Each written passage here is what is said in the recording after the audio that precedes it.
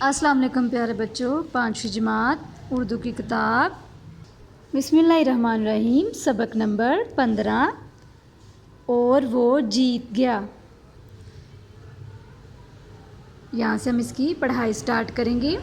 نوجوان نے تہیہ کر لیا تھا، تہیہ ارادہ یا پھر فیصلہ، کہ وہ کسی بھی صورت طیارے کو دشمن ملک میں نہیں جانے دے گا، چاہے اس کے لیے اسے اپنی جان ہی کیوں نہ قربان کرنی پڑے۔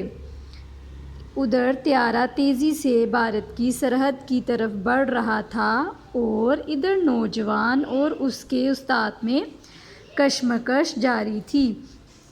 نوجوان اپنے استاد سے گتھم گتھا ہو گیا، یعنی آپس میں لڑنے لگے اور طیارے کا کنٹرول لینے کے لیے آخری دفعہ بھرپور کوشش کی، لیکن جب اسے یقین ہو گیا کہ اب طیارے پر قابو پانا اس کے لیے ممکن نہیں ہے، تو اس نے طیارے کو اپنے ہی وطن کی زمین پر تباہ کرنے کا فیصلہ کر لیا۔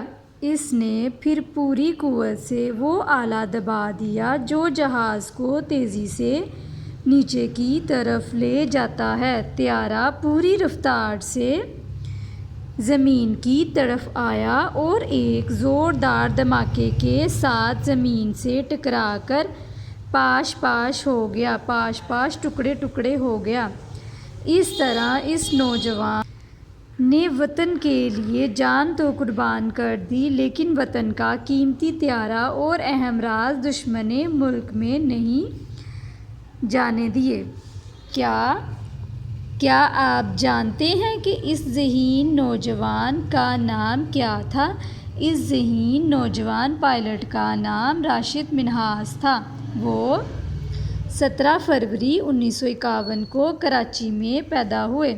سینئر کیمبرج کا امتحان کراچی سے پاس کرنے کے بعد پاک فضائیہ میں شامل ہو گئے اور پھر بی ایس سی کا امتحان اعلیٰ نمبروں سے پاس کر کے اگست 1971 میں پائلٹ آفیسر بنے۔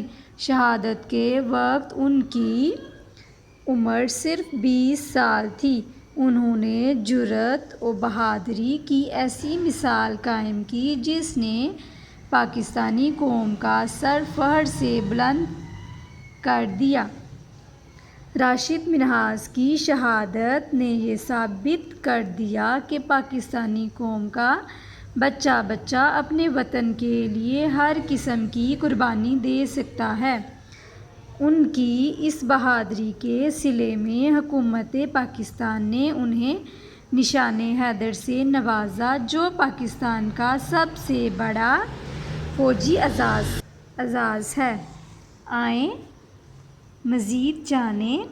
جو لوگ اللہ کی راہ میں مارے جائیں انہیں مردہ مت کہو، وہ زندہ ہیں لیکن تمہیں اس کا شعور نہیں۔